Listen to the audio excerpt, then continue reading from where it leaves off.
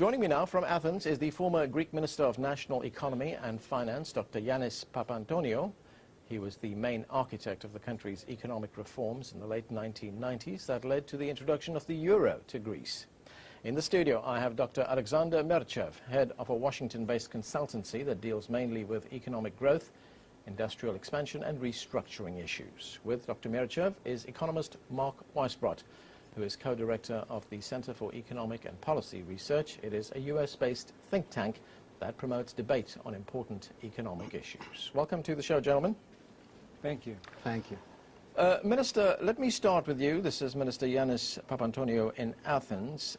You were the Greek finance minister when the euro was introduced to Greece. The country is now in turmoil. We have protests on the streets, and the government has been forced to implement some very strict, very severe austerity measures, including freezes on salaries for public sector workers, as well as a freeze on pensions, as we've just been reporting.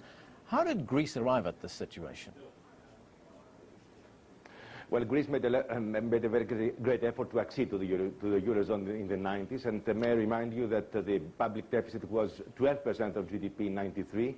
It fell down to 3% in 99, while inflation was 14% in 93 and fell to 2.5% in 99. And moreover, growth resumed, and for 11 consecutive years, Greece had a 4% growth per year, and was the second fastest growing country in the Eurozone. So overall, the accession was successful. The point is that after the accession took place in the year 2000, Greece took it easy. It didn't succumb to the necessary disciplines for ensuring its continued participation in the Eurozone on successful terms. The fiscal deficit winded dangerously. It reached close to 13% in 2009. The public debt exceeded 113%, while, and what is even more important than the fiscal discrepancies, competitiveness weakened very much. In the 6 years of conservative government, from 2004 to 2009, competitiveness weakened by 23% in unit labor costs compared to Germany. And moreover, no reforms have been undertaken in the economy, no privatizations, no liberalizations, nothing of any nature to transform the Greek economy to a knowledge economy. Right. And Greece remains now a very uncompetitive country. So the challenge is very big, and the present government is trying to redress all well, these Minister, imbalances. let me ask you this. You've given us those reasons. Here's one of the reasons put forward by the Brookings Institution, which is based here in Washington. It is going to be publishing a study which says that bribery, patronage and other public corruption are major contributors to the country's ballooning debt, depriving the Greek state each year of the equivalent of at least 8% of its gross domestic product, or more than 20 billion euro. That's about $27 billion. This is broadly correct. The great sick man in the Greek economy is the state, is the public apparatus. And this is expressed in two ways. First of all, there's a lot of tax evasion because the collecting system is very inefficient and partially corrupt. And also there is a big waste in government spending, which owes to the very close links between government and parties, the governing party, which means that governing parties have a tendency to inflate the number of public servants in order to serve their party interests.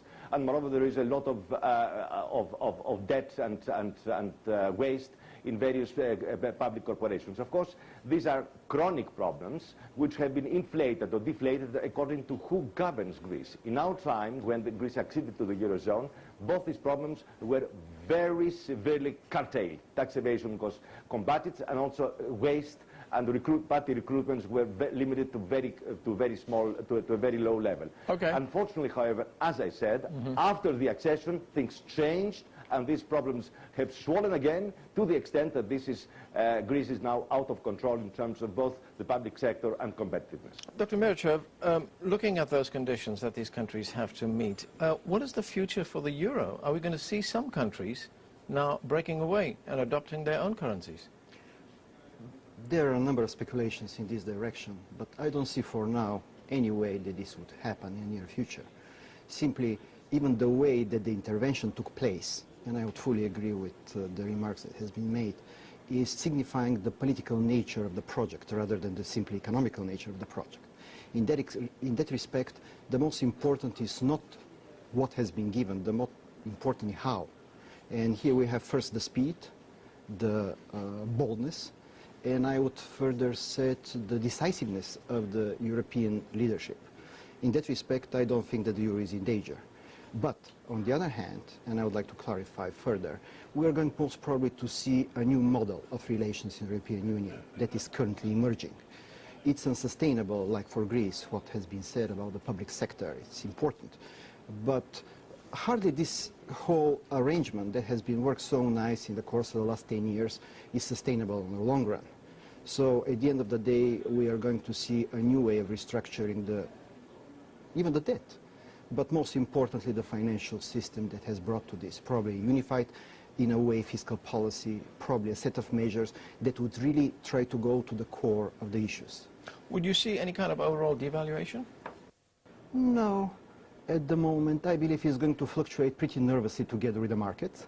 I believe also would like to add to the arguments why this whole approach is probably a little bit off the point, even though it's going to work for now, and I believe it's going to, and the markets are reacting quite positively. Simply, it's addressing much more the liquidity problem, and it's treating the crisis liquidity not as a solvency.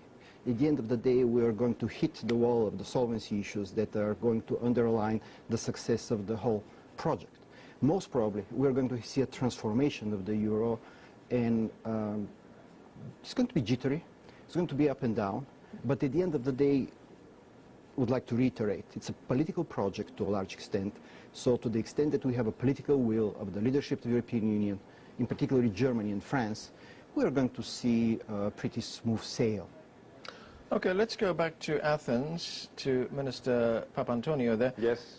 Minister, there's been a great deal of opposition in Greece to the measures that the government is taking, the austerity measures that it is taking, the laws that it has just passed. How is the government going to meet that challenge now, which is being posed to them on the streets of Athens and other cities around Greece?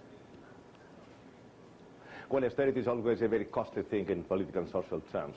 I think the government's main hope, besides trying to convince the people that this is a lesser evil, so to speak, than default, is to create conditions for a fast recovery of the economy. And there I would not entirely agree with what has been said just before in your studio, because, of course, fiscal consolidation produces recession. On the other hand, it enhances confidence, and confidence may help both consumer and investment spending. And moreover, in Greece, we do have enormous potential for productivity increase through structural reforms, through privatizations, through liberalizing the economy from all sorts of shackles and obstacles to entrepreneurship. So if we exploit all this productivity potential by deregulating and privatizing the economy and liberalizing markets, I believe that conditions for faster recovery can be created, so that by the end of next year, the recovery will create the resources to alleviate the pain that will be felt by citizens by the austerity measures. Now, the second point I would like to make concerns Europe. I fully agree with American remarks that monetary union is just a monetary union, not a political union. You cannot sustain a monetary union just by having a central European bank. You do have to have unified fiscal policy, strong fiscal coordination, and moreover bailout mechanisms for failing states, as has happened with California. So long as these elements are missing from the European edifice, of course its long-term sustainability and survival are questioned. This mechanism, agreed yesterday, is an ad hoc mechanism, and I'm afraid that the markets will try to test it. What we require is a permanent institutional mechanism, both on the fiscal side and on the bailout side, so as to convince markets that Europe has the will to survive. But of course, this would need a great leap forward in European integration.